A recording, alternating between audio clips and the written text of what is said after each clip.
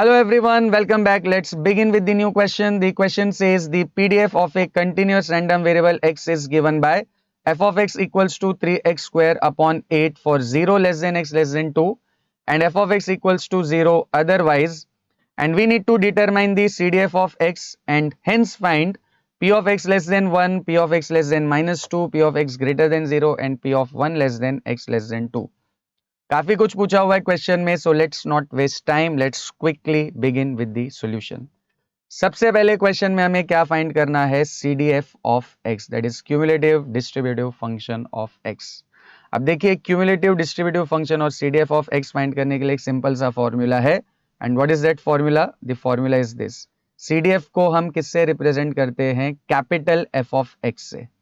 And capital F of x is given by integration minus infinity to x f of x dx. तो यहाँ भी हमें CDF find करना है, तो लेट्स यूज दिस फॉर्मूला. तो capital F of x equal to integration minus infinity to x f of x dx. अब ये जो माइनस इंफिनिटी है, ये माइनस इंफिनिटी मतलब x की लोअर लिमिट. तो हमें जो फंक्शन दिया हुआ है उसमें x की लोअर लिमिट है 0 और अपर लिमिट है 2. हमें मतलब है लोअर लिमिट से, राइट? माइनस इंफिनिटी मतलब लोअर लिमिट, और लोअर लिमिट x की क्या है? 0. तो माइनस इंफिनिटी की जगह पर आ जाएगा 0. तो नेक्स्ट स्टेप में ये इंटीग्रेशन बन जाएगा 0 से लेके x तक, right? Integration 0 to x and f of x की जगह पर क्या आ जाएगा? 3x square upon 8. So 3x square upon 8 dx. अब ये जो 3 अपॉन 8 है ये कांस्टेंट है and we can take this constant outside the integration. तो 3/8 चला जाएगा बाहर और इंटीग्रेशन में आपके पास सिर्फ क्या बचेगा? x square dx. So integration 0 to x square dx. Now in the next step this 3/8 will remain as it is and x square का इंटीग्रेशन सभी को पता होना चाहिए. x square को इंटीग्रेट करने के लिए हम कौन सा फॉर्मूला यूज करेंगे? x raised to n का. And x raised to n का इंटीग्रल क्या होता है? x raised to n plus 1 upon n plus 1. तो x square का इंटीग्रेशन क्या हो जाएगा? x raised to 2 plus 1 upon 2 plus 1. मतलब फाइनल x square का integration will be x cube upon 3. And साथ ही साथ हमें लिमिट्स भी दी हुई है, तो लोअर लिमिट है 0 एंड अपर लिमिट है x. अब यहाँ पर देखिए ये 3 और ये 3 को हम एलिमिनेट कर सकते हैं, तो 3 एंड 3 विल बी गॉन. तो नेक्स्ट स्टेप में बाहर हमारे पास सिर्फ क्या बचेगा? 1/8, राइट? तो 1/8 एज इट इज. अब ये ब्रैकेट में हमारे पास सिर्फ क्या बचा हुआ है? x cube. एंड जब भी आपको लिमिट्स दी हुई हो इंटीग्रेशन में, तो रूल क्या है? आपको जहां भी x दिखाई दे रहा है वहां पर पहले क्या सब्स्टिट्यूट करनी है? Upper limit. तो यहाँ पर अपर लिमिट क्या है? x. तो x की जगह पे x ही आएगा क्योंकि अपर लिमिट की वैल्यू भी x ही है. तो ये हो जाएगा x cube and then minus आपको क्या करनी है? x की जगह पे लोअर लिमिट सब्स्टिट्यूट करनी है. लोअर लिमिट क्या है? 0. तो हो जाएगा 0 cube. Upper limit minus lower limit. अब x क्यूब तो x क्यूब ही होगा, 0 क्यूब हो जाएगा 0. तो अल्टीमेटली इसकी फाइनल वैल्यू आ जाएगी x क्यूब अपॉन 8. तो हमने सक्सेसफुली क्या फाइंड कर लिया है? CDF of x, that is capital f of x is x cube upon 8, right? अब देखिए नेक्स्ट हमें क्या फाइंड करनी है? अलग अलग प्रोबेबिलिटीज फाइंड करनी है, राइट? जिसमें सबसे पहली प्रोबेबिलिटी कौन सी है? p of x less then 1.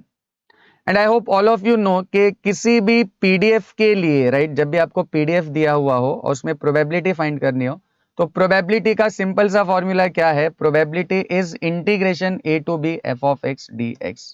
तो यहां भी हम इस प्रोबेबिलिटी को फाइंड करने के लिए ये वाला फॉर्मूला यूज कर सकते हैं, लेकिन यहां पर एक ट्विस्ट क्या है?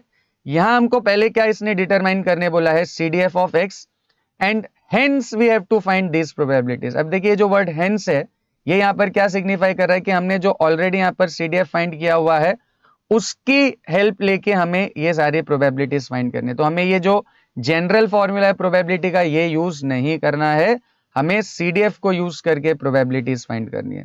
तो देखिए जब भी CDF को यूज करके आपको प्रोबेबिलिटीज फाइंड करनी हो तो ये फॉर्मेट है, ये स्टैंडर्ड प्रोबेबिलिटी जनरल फॉर्मूला है प्रोबेबिलिटी का. लेकिन अगर CDF के साथ आपको प्रोबेबिलिटीज फाइंड करनी हो तो फॉर्मूला इज दिस. तो यहां पर भी देखिए p of x less then 1 इसके साथ मैच हो रहा है. तो p of x less then a f of a होता है, तो p of x less then 1 क्या हो जाएगा? f of 1, right?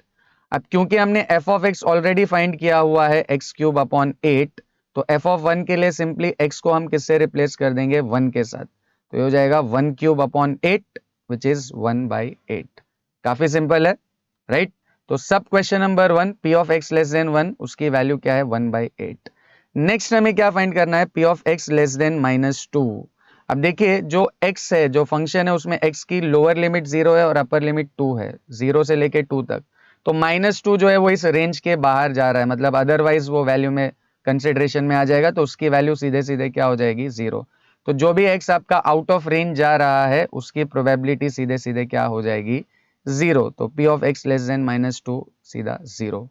नेक्स्ट हमें क्या फाइंड करना है P of X greater than 0। अब देखिए यहां पर P of X greater than A के लिए CDF को यूज करके हम कैसे फाइंड कर सकते हैं 1 minus F of A, right, 1 minus F of A. पहले हमने लेस देन के लिए फाइंड किया था, यहां पर P of X less than A सीधा सीधा क्या होता है एफ ऑफ ए, और P of X greater than A क्या होता है 1 minus F of A.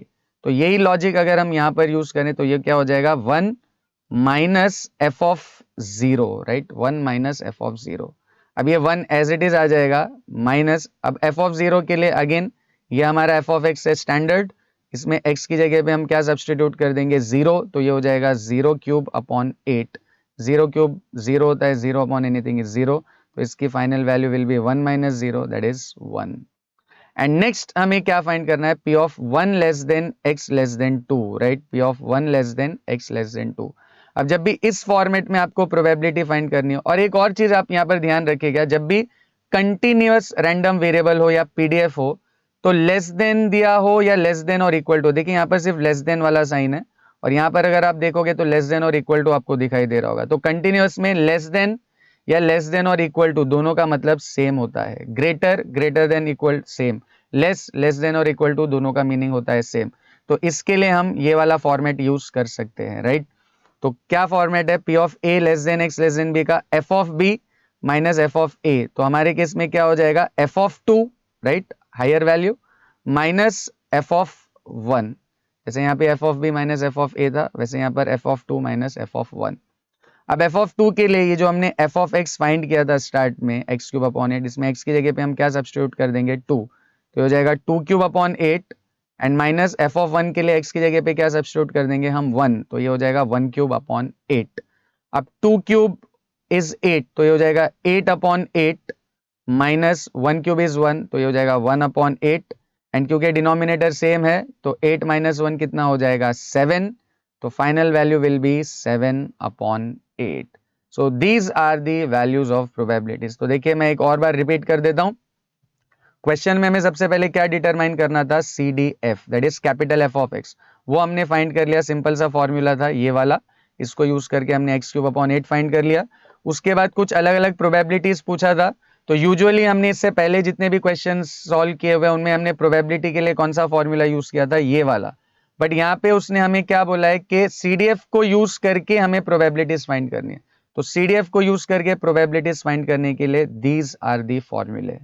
So I hope the difference is very clear and you have understood this. So see you in the next video.